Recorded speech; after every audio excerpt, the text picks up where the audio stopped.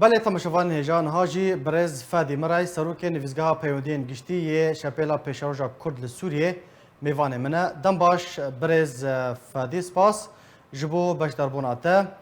پشتی نه سالان جه ترو کرنا شهید مشعل تمو ام خوازن تجمع بحث بکی دوسیا شهید مشعل تمو گشتیه چه آسته حتی نها جبو دیار کرنا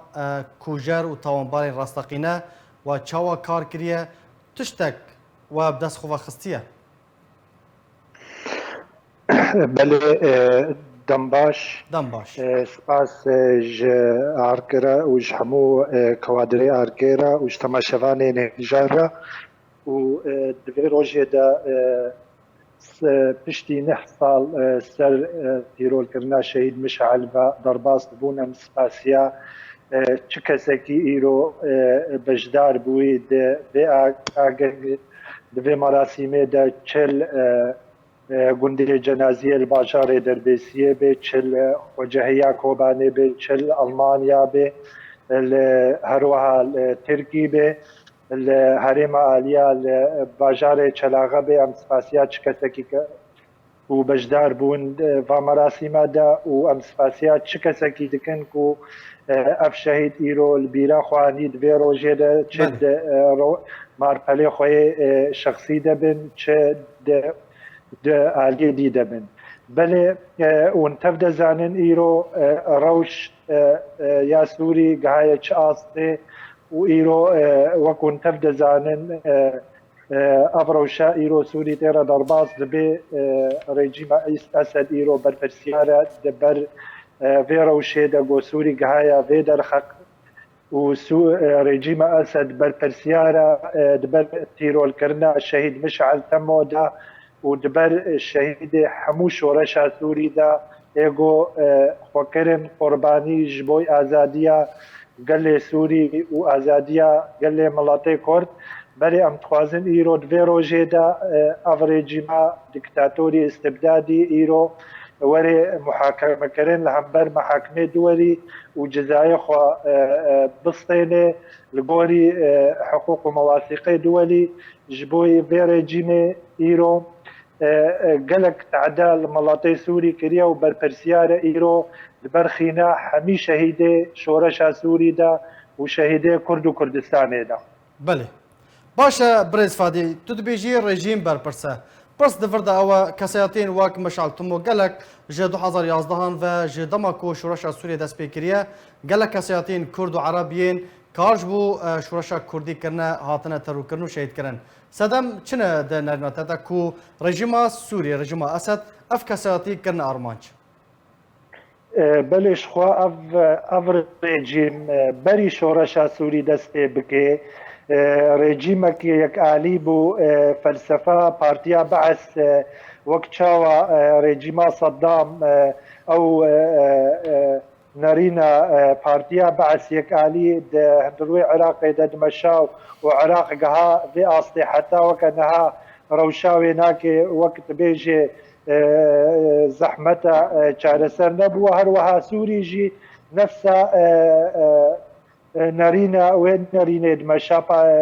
سياستا بارتيا بعث بري شورشا سوري دست بکه ظلم و زورا خوا و استبداد خوا و دیکتاتوریت خوا سر ملاطی سوری تفاهی دمشان اف رژیم دهات ناس کرن چه کسی که خواستبانا نرین ویناک جدان جوی رژیم و چه کسی که بخواستبانا گوهرتنه که دهندروی سوری دبکه بخواستبانا ملاطی سوری بتفاهی آزاد ببه سر خاکا خوا اوی رژیمت خواست وانه تصفیه بکه وانه دور بکه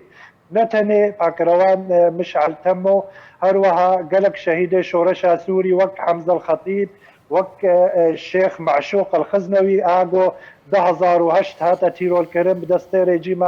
اسد هروها پاکروان نصر الدين بنهك هروها زندان کرنا بهزات دورسن قلق کسی ولات پاریز نشتیمان پرور هاتنا دور خستن جبوي اف رژیمك دهات ناس كرن خوين مشبو خوينا قال سوري دمشق خوينا قال كرد دمشق حتى وكفي كيديك سياسات ومراسم في رژیم بردوام سر ملاتي كرد تبعي وبتايبت حتى وكفيكي كي زنارة عربي دمشيد دفري كردي دا وكتشاوا هجمارك مزن جملاتي كرد هاتنا محروم كرنج ناس نامي خوا هروها تغيير شاخصاتي قندابن چباجارابن قافايكي چوبانا زاروكا كاكوا نفوسا سجلان دبا بيقومان خستبانا نافكي كردي الخوبكي موافقة دزگه امني ايري في ريجيما استبدادي جوار لازم بود اف ريجيم نريجيمك نويا قافا امثال بيشتغلن بلي ريجيمك هاتيه ناس كرنج بريتا ريجيمك ديكتاتوريا استبداد جميع الممارسات اخوان استخدام بك ذكرن وجبر فيك اف ريجيم ايرو برسياره ايرو سوري برز فادي اگر تو دنگی کی بگمان کریارن رژیم دیارن مجرم شاهد مشعل تمو ام تخوازن بهتر لسر ترو کرنا شاهد مشعل تمو راوستن سر حساب ملاتي سوري بتبعي وملاتي كرد باشا وكون تبدا زانن ايرو باجارو كي سوري تبدا باران دبن سير بين ملاتي سوري رو دركتي اجدرفا ايك هاتا كشتن ايكتي زندانا دا بدستي في ريجيما استبدادي الداري شعبي و دولتي زلهيز باشا برز فادي برز فادي اگر تو دنگی متکی حتی چه آسته قناغ آلیگر و اندام شپیله حتی نهال سر شوب و ریبازا شهید مشعل تمو دمشن شپیلا پیشروجا کردی سوری گاوا شهید مشعل تمو هات تیرول کرن و پیرا زاهی دارشکیلو هات بیرندار کرن و مارسیل مشعل تمو هات بیرندار کرن حتی وکفی که لیکر و شاوانی گلکی زحمت و خو معالجت کن لنخوشخانه لباجار اوروبا و هروها گلک زرکرده شپیلا پیشروجا کردی او جيب دستي ريجيم اسد هات نتيلول كرن انور حفار ومصطفى خليل قالك هفال الشبيله بيشروجا كردي سوري هات الزندان كرن بدستي ريجيم اسد وهفال بديوي باشا ديجي وقالك هات ندور خستن جدرفي ولات وقالك هات لخستنجي بلي شبيله بيشروج برغم افقى مضايقات وافقى زحمتي هات نسري وماسل کاری خو ماسر خباتا خو وقت چاوا همو پارتی کردی کارو خباتا خود کن شپیلا پیش روجی کارو خباتا خود که جبوی و تبدا زانن ایرو رو شاکری باشا برز فادي داوين برسيال ريجيم اسد وندستي برز فادي داوين برسيال اشتبكم بيشتي كو مشعل تمو شهيد بو شابيل بونا سي چار شابيل زور بهز دا زو تاثير دا او روشا سوري تقررين او نقشا سوري ديارة دنگي مناچ برز فادي مصالح اخوة ديس ام تاكيد دكن امي بردوام بن سر فكر ورامان وخطا شهيد مشعل تمو ام تجارة ام كاري خنارة وسطين حتى ما في ملطيمة جي ورد هندروي سوريا پیشروج دا سوريا وكهدي تعددي مدني جهه حمو بكاتيه سوري تيدا جي وري ودنافوارا وك ملاتي كردام بكاتا كي سركت هندروي سوري دا جهه مودوزا مد هندروي دستورا سوري دا جي باشا برز فادي داوين برسيار بس شكرا خواب بكورتي برسيفي تا متخوازن تو جمارة بدي بشتيكو شهيد مشعل تمو شهيد بو شابيل بونا سي چار بش اگر های کود روزن بیده وقت وفاداریه که ج روح پاکروان شهید مشعل تموره هون لهفدو بجفن جارا کدن تیار یعنی شپیل ببا یک شپیل بکرتی ج کرم اخوان ما مستشقى ونتبدا زانن از ناخوازم قالك بكم مناف تفاصيل الشبيله بيشروجا كردي دا للسوري دا جبوي بويارك تايبتا جبوي صافقرا شهيد مشعل التمو